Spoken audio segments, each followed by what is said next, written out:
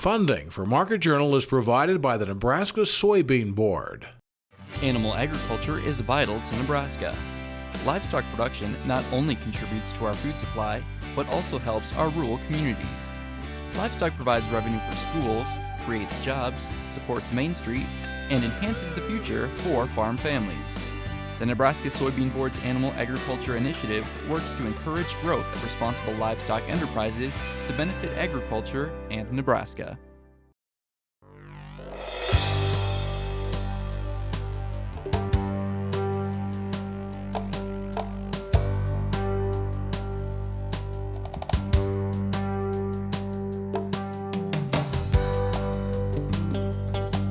Market Journal, television for making agricultural business decisions, is a presentation of the University of Nebraska-Lincoln Extension, where you can know how, know now. Promotional support is provided by the Nebraska Farmer Magazine, and major funding for Market Journal is provided by the Nebraska Soybean Board. The Soybean Checkoff, growing opportunity from the ground up. Welcome to this week's edition of Market Journal. I'm Jeff Wilkerson. This week we'll look at cattle markets with Mike Briggs. Brad Lubben will discuss the expiration of the Farm Bill. Lowell Sandell will give recommendations for winter annual weeds, and we'll show you how UNL celebrated 150 years of the Morrill Act. Mike Briggs is our marketing analyst this week. The latest sterling beef profit tracker for the week ending Saturday, September 22nd, showed the average feed yard lost just over $45 a head, with the packers deficit over $51.50 per head. But as harvest races along in Nebraska, we started by asking Mike about the yields coming in and how those numbers could affect grain prices. What I understand is, I'm not much of a farmer, but from what I understand talking to my relatives, yields are really variable. There's corn anywhere as high as 280, I've heard, all the way down to 0. Not a lot of zeros in our area, and in fact, most cases, the corn's been better than a lot of people thought, especially when you're talking about mid 200s on irrigated corn. That's really good. The beans have been really variable, but I don't think harvest is quite as disastrous as people once thought, and I think that's kind of the way it is all over the country. So hopefully we won't see our crops get any smaller. For a few reasons, we've seen a pullback in the grain markets this week. Yeah. Any confidence that there's a bit of a lid on it now? I don't know if there's a lid. You're in the middle of harvest. Guys are selling a lot of grain off the, right off the grain cart. They're going to sell that stuff. When harvest is over, though, there's plenty of storage, and I think if the price is below a certain level, the farmer's going to tell you to go pound sand, and that's going to stop the leaking of this corn. And then the other thing is the funds. The funds have decided they want to be out, but it's harvest, folks, and corn goes down in harvest most of the time. And you think there are going to be a lot of acres in 2013, if I remember correctly? I do. My big statement is acres from here to Christmas, and I still believe that, because it's still more profitable. Now, if the bean thing doesn't cool off, which it's cooled off quite considerably, that corn-bean ratio is always a player in that. So do you think there's a window to buy corn here, or would you wait? I think no.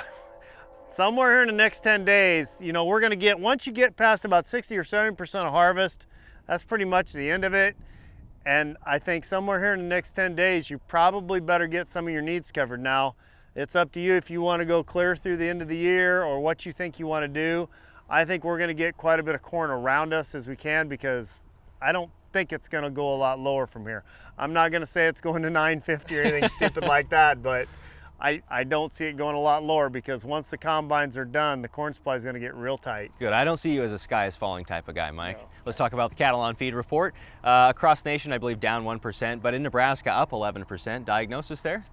Well, we've got the ability. That's the one nice thing about ethanol plants, is we have ethanol byproduct to feed. That cheapens our rations down, helps our performance. So it gives us a little bit of the edge over the guys in the south. They're having to pay huge basis levels for corn. So we're buying our corn cheaper to start with. Then we have that ethanol byproducts to throw in there. It gives us a little bit of a competitive advantage. That's, I think, the placement issue. You've seen, ever since ethanol started, you've seen a migration of the feeding industry to the north. Iowa was the #1 cattle feeding state long time ago. They went down to next to nothing. Now they're right back up there in these numbers, and that's all from ethanol byproduct. So that being said, are the margins being helped by that at all, or is it still a loser? Cattle are still a loser. They talk about, about beef supply. We talked about that a little bit earlier. Beef supply has not waned very much in comparison to the amount of slaughter numbers that have gone down. It's because the cattle are so big.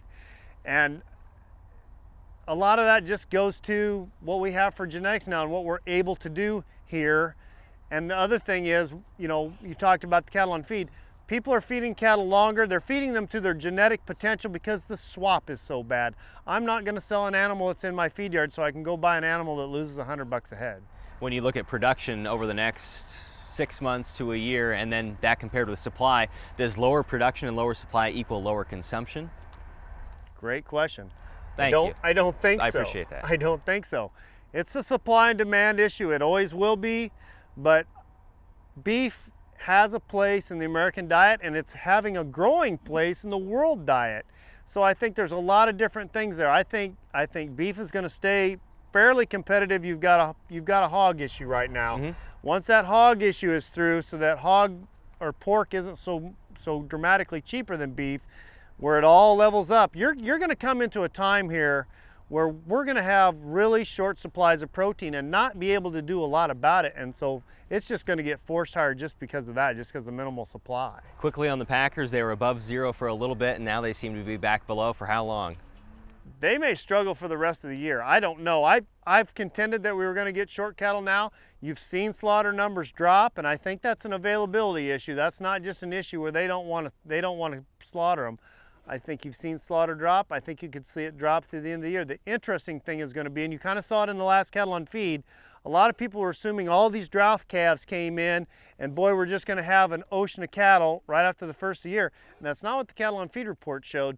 So maybe these supplies will be a little more gradual and we never have the dreaded wall of cattle. I don't think it's there. I think if Packers can't force beef dramatically higher, I think they're going to struggle because there's way too many hooks out there. There probably needs to be a packing plant closed somewhere so they have a little bit better handle on the inventory. And after a rough few days in corn and soybean markets, next week our analyst will be John Moret from J.E. Moret Grain Company in Brunswick. After surveying 17 grain market analysts, Reuters says the ending stocks for U.S. corn should be the lowest in 8 years. It estimates 2011-2012 ending stocks at 1.113 billion bushels. This report came just before USDA released its stocks number on Friday. Reuters also broke the news this week that 3 livestock companies in North Carolina together bought over 826,000 tons of corn from Brazil. John Prestage of hog producer Prestage Farms, one of the 3 companies, said costs to import Brazilian corn were currently 5% lower than transporting corn from the Midwest. Shipments are supposed to arrive in 15 cargoes over the next 6 months. The 3 operations raise pork and poultry. Lawmakers are vacating Congress before passing a new farm bill. House and Senate members face a September 30th deadline to agree on legislation. We talked with Brad Lubben this week about the future of the farm bill and what happens on the morning of October 1st. Well, nothing just yet.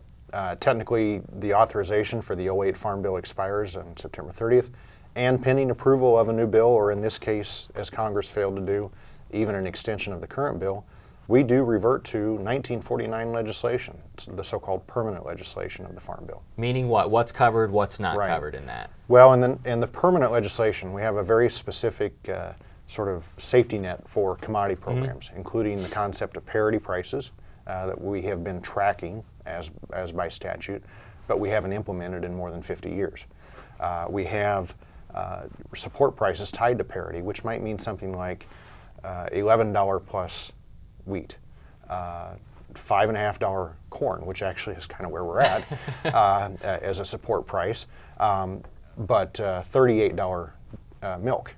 Okay, so support prices under permanent legislation really aren't economically feasible given the current ag system we have. But that's what permanent legislation tells us to implement. Now, not just yet. Current farm programs, even though the authority expires at the end of September, still run through the end of the crop year.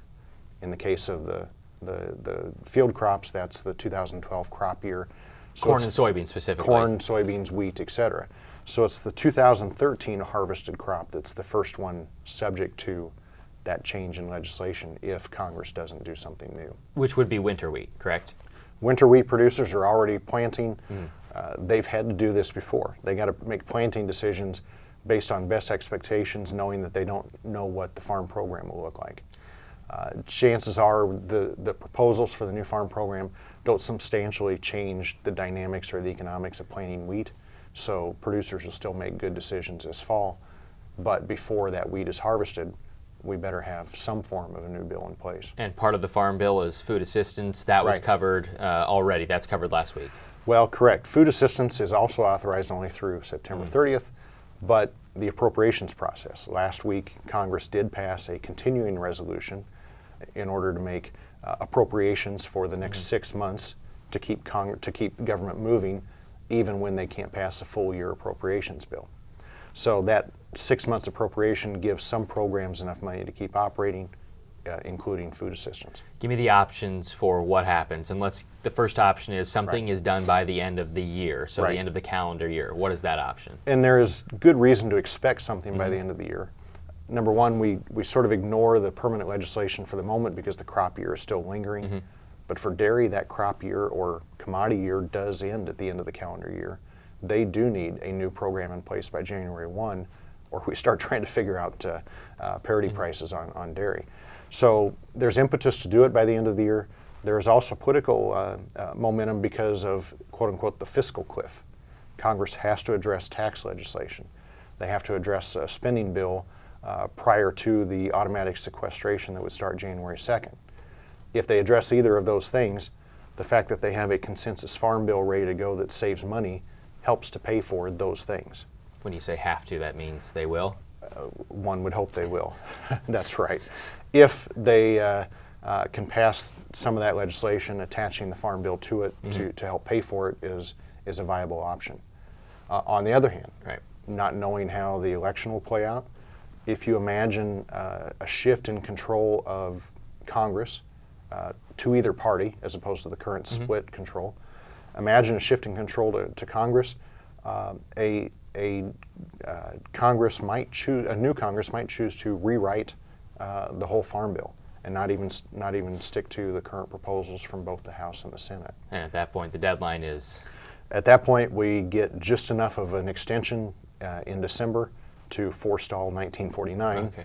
but we get just enough of an extension to let the new Congress pick it up and start over. So farmers right now, what do they need to be doing? Do they need to be doing any Right. different than they were doing under the old farm bill or Correct. before September 30th? You know, management and marketing has not changed for the moment. We're not ready to implement 49 support policies, and we're not going to. It's just a question of when we will get something new. That new thing will definitely focus on risk management. That means crop insurance is still the fundamental part, as it has been for the last few years. It means the rest of the safety net probably complements crop insurance, and producers will get to figure that out in time. But at the moment, it's market economics and crop insurance decisions that continue into the future. Brad says conservation programs will continue, but some have no funding for new enrollment, such as CRP. You may have seen the promotions from UNL this week regarding its events marking the 150th anniversary of the Morrill Act. Passed in 1862, this legislation had a major impact across the country and in this state. Market Journal's Emilee Dorn has more. This year, land-grant universities across the nation are celebrating the 150th anniversary of the Morrill Act, named for Congressman Justin Smith Morrill of Vermont. Morrill presented a bill to President Abraham Lincoln requesting that chosen pieces of land in each state should be developed into teaching establishments for affordable education. This act was signed by President Lincoln in 1862 to create means for the states to establish universities for the study of agriculture, home economics, and the mechanical arts in addition to traditional studies. The Morrill Act gave each state 30,000 acres of federal land for each sitting senator and representative in Congress, based on the 1860 census. This land grant system created the grant institution's missions of teaching, research, and extension. There are now 76 land grant institutions in the U.S., including 3 in Nebraska, Little Priest Tribal College, Nebraska Indian Community College, and the University of Nebraska-Lincoln. UNL has been celebrating this week with numerous campus and statewide activities focused on growing a healthy future. These daily events at UNL and across the state have helped to tell the land grant story. These events have included an open house at the Agricultural Research and Development Center near Meade, an entrepreneurship fair, and a Rural Futures Day. The Extension television program Backyard Farmer also held a celebration on UNL's East Campus to celebrate its 60th season. The celebration week ended with the first Heuermann Lecture for the year with former U.S. Secretaries of Agriculture, with Clayton Yiter and Mike Johans. Even with this week-long celebration, UNL is reminded daily of the Morrill Act with decals on each building's door that reads, "The Morrill Act of 1862 established a land-grant university in each state where the leading object would be instruction in agriculture and related fields." Reporting for Market Journal, I'm Emilee Dorn. As for the Heuermann Lecture, 4 former Secretaries of Agriculture, Mike Johans, Clayton Yiter, Dan Glickman, and John Block, spoke at the Lead Center Friday night. We'll show you parts of that on next week's show. This month's Nebraska Farmer says flexibility is the best way to describe the rotational grazing system at Broken Box Ranch south of Brady. In the September issue, Ross Sundstrom explains that the rough terrain, cedar tree encroachment, and this year's drought require the family be flexible. The evolving grazing system has gained an additional 15% in carrying capacity for the ranch, and even more land has been opened up through cedar tree removal. You can read more about Broken Box Ranch in the September Nebraska Farmer. If you've watched the show for the past few months, you've seen our continuing drought coverage. It's as apparent as ever that forages for livestock will be in short supply for the foreseeable future. UNL Extension hay and forage specialist Bruce Anderson says you may be able to buy hay out of state or even out of country, but doing so can bring unwanted pests onto your land. If hay comes from someone close by, you probably won't bring anything you don't already have. But when hay comes from a long distance, you can get pests that are new or extra hard to control. So what should you be looking for? It could be any number of things, but some examples might be Sericea lespedeza from Kansas, endophyte-infected fescue from Arkansas, leafy spurge from North Dakota, or Canada thistle from, well, Canada. These examples all are weeds, but hay also can carry other pests. For example, it might contain alfalfa weevils from just about anywhere, or fire ants from Texas. Fire ants won't survive a typically harsh Nebraska winter, but if it's mild like last year and the hay is well sheltered, they could be a problem for a season or two. Bruce says not all forage will carry pests, but buyers need to check references and do their homework before purchasing out of state. He says they also should allow themselves the right to refuse hay after it arrives. If you do keep and use it, Bruce advises to only feed hay in a small area. That way, if a problem does arise, it'll be isolated. As we move out of summer and into fall, UNL Extension weed science educator Lowell Sandell says now is a good time to keep an eye out for winter annual weeds. We talked with Lowell this week about what weeds to look for, the timetable for spraying, and important label restrictions for producers using fields to graze. Even with the drought that we've had a few showers here this fall, and we are seeing winter annual weeds germinating out there. I've walked a few fields around the Lincoln area, and we've seen mare's tail and henbit where they were in the past. They're certainly there and growing right now. The time frame, mare's tail and henbit are the ones you're looking for. What are you looking to treat with? Yeah, so there's a couple things that I think folks ought to think about here this fall. If feed for livestock is kind of in short supply, and if folks are wanting to graze those stocks or bale them for feed or anything like that, they should probably keep a fall herbicide application pretty simple. Probably a simple 2,4-D and glyphosate program is probably the best way to go because your grazing restrictions are not they aren't very restrictive with those products. As opposed to something else where you wouldn't be able to graze then after? Yeah, like a number of our soybean products, folks rotating ground to soybeans, they may think about a residual application this fall with something like Classic or something like that, and while that would be very beneficial from a weed management standpoint, technically they cannot use the corn stover as a food source then because it's not on label. What are you looking at for the time frame here, and why is now a good time to get a jump on these weeds? Yeah, we have a graduate student that's looking at the timing of winter annual weed emergence, and his data is showing that by approximately the 1st of November, everything that's going to emerge here in the fall will have emerged. So we think targeting right around the 1st of November time frame for fall applications is a really good time to hit most of the weeds that are going to be up out there. And then you know, if the temperatures, as long as we get a few days where we're up in the 50s and not getting below freezing very much, that's also kind of key. Right, we haven't seen that hard freeze yet, so it doesn't matter until you carry off into November 1st. Yep. What is the resistance of these weeds currently? Just taking a step back and looking at the overall resistance picture. Yeah, so mare's tail is one of the ones we're really concerned about. Folks continue to struggle with mare's tail control. And if fall applications are an excellent way to kind of get ahead of the ball game on that. Some of the data is suggesting that, at least in the Western Corn Belt, quite a bit of that mare's tail is still germinating and coming up in the fall. And controlling it with a simple 2,4-D or dicamba-based program is pretty effective. That doesn't mean that they won't be completely mare's tail free come springtime out there, because some of those still can germinate in the spring, but it can sure go a long ways in getting ahead of the mare's tail out there. Overall, as you look at this season, how have farmers done in controlling weeds with resistance issues or not? How have they done to get through the year into harvest? It's been a challenging year this year. I'll say that up front. We've seen quite a bit of water hemp is of particular concern out there.